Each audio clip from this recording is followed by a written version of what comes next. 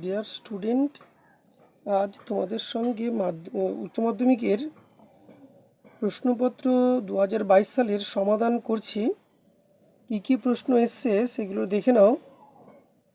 প্রথম প্রশ্ন এসছে, হিন্দ স্বরাজ বইটির লেখককে? উত্তর হবে কিন্তু M.K. গান্ধী। পরের প্রশ্ন দেখো, দ্বিতীয় প্রশ্ন, বৈপরীত্যের ঐক্য ও সংঘাতের তত্ত্বটির সঙ্গে সম্পর্কিত। উত্তর কোনটা হবে? মার্ক্সবাদ। তৃতীয় প্রশ্ন, উত্তরাধিকার সূত্রে মনোনীত শাসক দেখা যায় কোথায়? গ্রেট ব্রিটেনে। পরের প্রশ্ন, পার্লামেন্ট একটি ক্রীড়ন মাত্র, এই কথা কে বলেছেন? উত্তর হবে মুসোলিনি। পরের প্রশ্ন, রাজ্যসভায় সভাপতিত্ব করেন কে? উপরাষ্ট্রপতি। পরের প্রশ্ন দেখো, ভারতীয় সংবিধানের স্বেচ্ছাধীন ক্ষমতা প্রদান করা হয়েছে কার কাছে? রাজ্যপালের কাছে, অথবা রাজ্যপাল স্বেচ্ছাধীন ক্ষমতা ভোগ করেন। পরের প্রশ্ন, অথবা দিয়ে রাষ্ট্রপতি পদপ্রাপ্তির ন্যূনতম বয়স হতে হবে কত বছর? 35 বছর। তোমাদের বলছি, তোমরা একটু আমার চ্যানেলটাকে সাবস্ক্রাইব করে দেবে, বন্ধুদের মধ্যে শেয়ার করে দেবে, আর বেল আইকনটা ক্লিক করে দেবে, যাতে নোটিফিকেশান সঙ্গে সঙ্গে তোমাদের কাছে চলে যায় আমি আপলোড করার সঙ্গে সঙ্গেই। পরের প্রশ্ন, পার্লামেন্টের যৌথ অধিবেশনের সভাপতি করেন কে? উপরাষ্ট্রপতি। পরের প্রশ্ন দেখো, পশ্চিমবঙ্গে বিধানসভায় নির্বাচিত মোট সদস্য সংখ্যা কত? 294 জন। পরের প্রশ্ন এসছে, কতজন বিচারপতিকে নিয়ে ভারতের সুপ্রিম কোর্ট গঠিত হয়?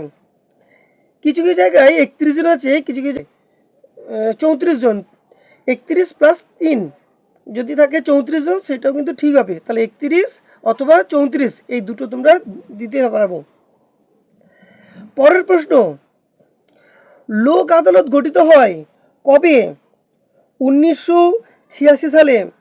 পরের প্রশ্ন, পঞ্চায়েত সমিতির সভা কে পরিচালনা করেন? উত্তর হবে সভাপতি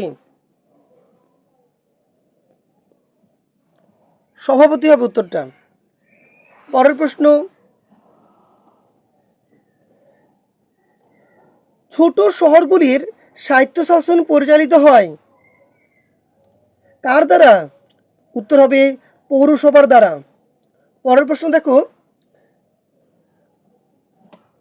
জাতীয় মূল্যবোধের সমষ্টি হলো জাতীয় স্বার্থ, এ কথাটি কে বলেছে? Joseph Frankel. পরের প্রশ্ন, পলিটিক্স অ্যামং নেশনস কার লেখা?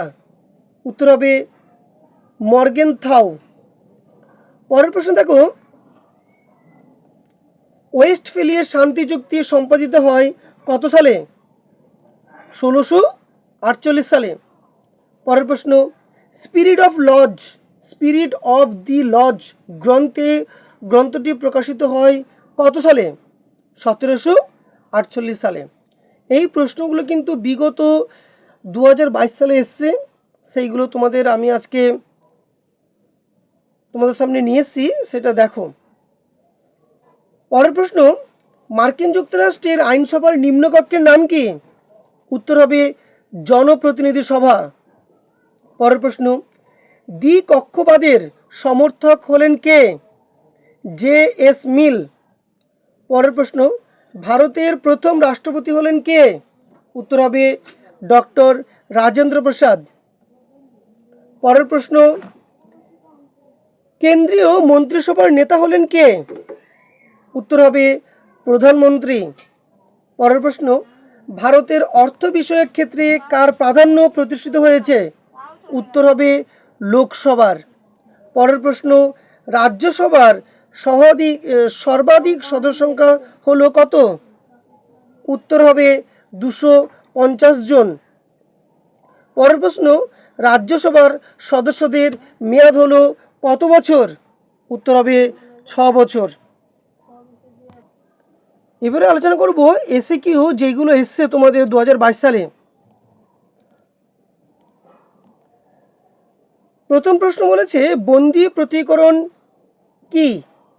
উত্তর হবে বন্দি প্রত্যয়ীকরণ হলো জেলে বন্দি কোনো ব্যক্তিকে সশরীরে আদালতে হাজির করানোর নির্দেশ সংক্রান্ত লেখো। পরের প্রশ্ন ভারতীয় বিচার ব্যবস্থায় যে কোনো একটি বৈশিষ্ট্যের উল্লেখ করো। ভারতের বিচার ব্যবস্থার একটি বৈশিষ্ট্য হলো ভারতের সমস্ত অঞ্চলের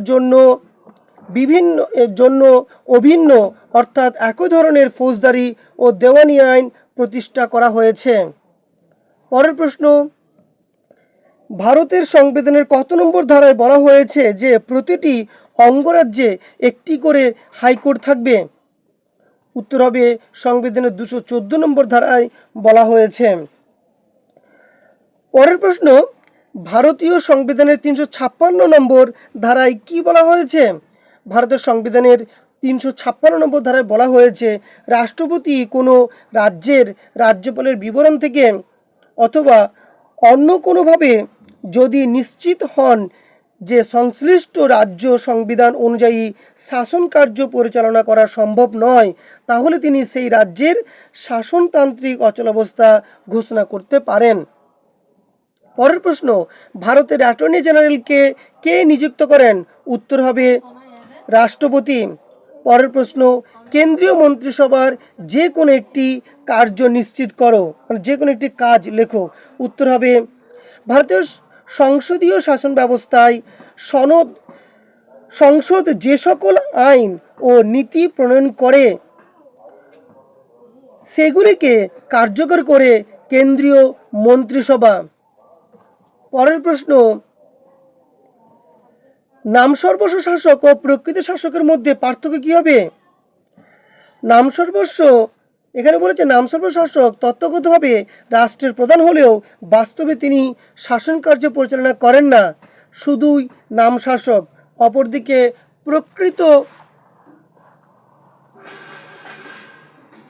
অপরদিকে প্রকৃত রাষ্ট্রপ্রধান তত্ত্বগতভাবে প্রধান না হলেও বাস্তবে তিনি রাষ্ট্রের প্রশাসন ক্ষমতা ভোগ করেন। পরের প্রশ্ন আমলাতন্ত্রের যে কোনো দুটি কার্যাবলী চিহ্নিত করো।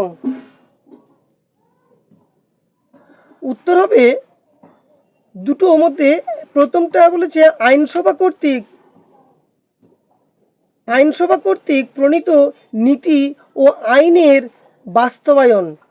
বিদ্যাগ্রহ হবে আইন প্রণয়নকারী ও মন্ত্রিসভা সদস্যদের বিশেষীকৃত জ্ঞান সরবরাহ করা। 7 নম্বরটা দেখো 20 ইয়ার ক্রাইসিস বইটি কে লিখেছেন? উত্তর হবে E.H. কার। পরের প্রশ্ন দেখো অথবা দিয়েছে ক্ষমতার যে কোনো দুটি উপাদান চিহ্নিত করো।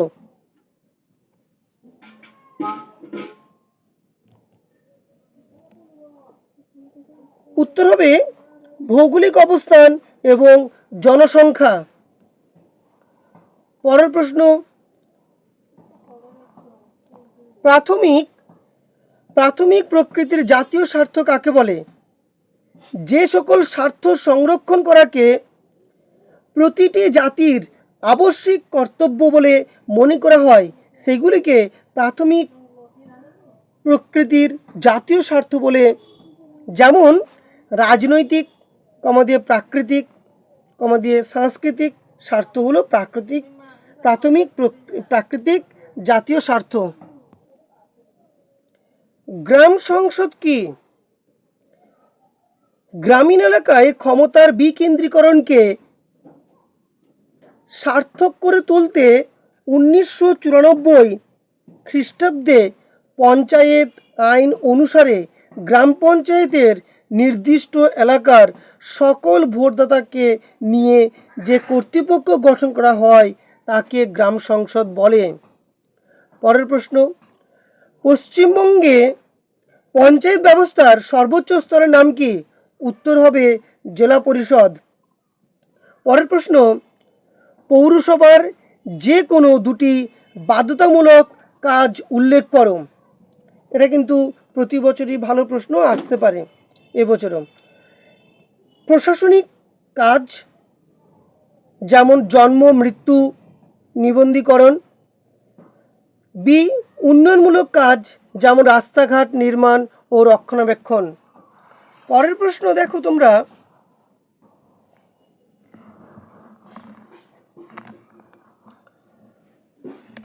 সংবিধানের 81 নম্বর ধারা অনুসারে প্রত্যেক লোকসভার গঠন কি হবে?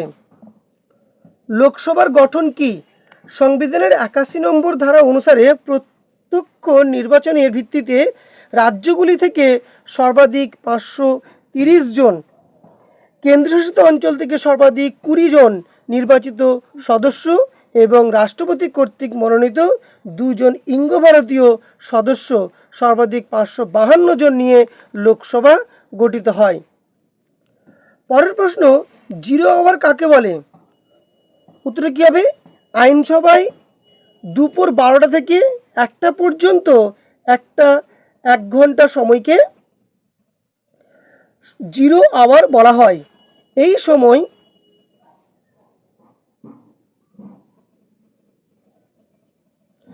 সময় কোনো কাজকর্ম থাকে না, তবে কোনো গুরুত্বপূর্ণ আকস্মিক বিষয়ে আইনসভার সদস্যরা এই 1 ঘন্টা সময়কে আলোচনা করতে পারে।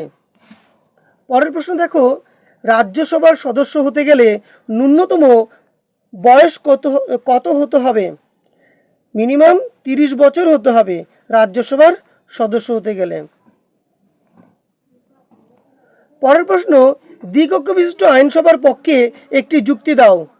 আইনসভা দ্বিকক্ষ বিশিষ্ট হলে যে কোনো কক্ষের স্বৈরাচারিতা রোধ করা যেতে পারে।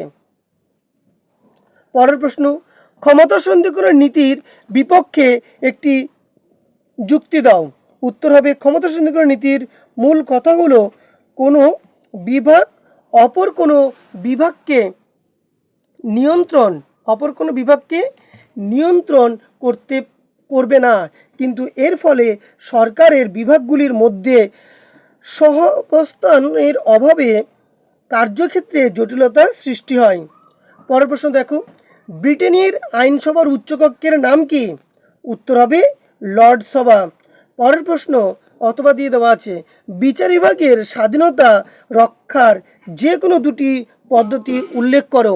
উত্তর হবে, বিচার বিভাগের স্বাধীনতা রক্ষার দুটি পদ্ধতি হলো বিচার বিভাগ কর্তৃক গৃহীত সিদ্ধান্ত ও কার্যাবলী আইনসভায় আলোচনা করা যাবে না।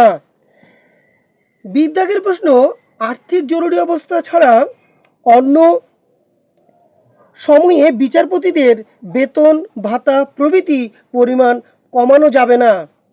পরের প্রশ্ন, রাষ্ট্রকে আত্মাহীন যন্ত্র বলে কে ব্যাখ্যা করেছেন? উত্তর হবে মহাত্মা গান্ধী। তিনি রাষ্ট্রকে আত্মাহীন যন্ত্র বলে ব্যাখ্যা করেছেন। পরের প্রশ্ন, উদারনীতিবাদের জনক হিসেবে কাকে অভিহিত করা হয়? উত্তর হবে জন লককে। পরের প্রশ্ন অথবা দেওয়া আছে, উৎপাদন শক্তির দুটি উদাহরণ দাও। উত্তর হবে প্রাকৃতিক সম্পদ এবং 2 নম্বর হচ্ছে শ্রমিক ও তার ক্ষমতা।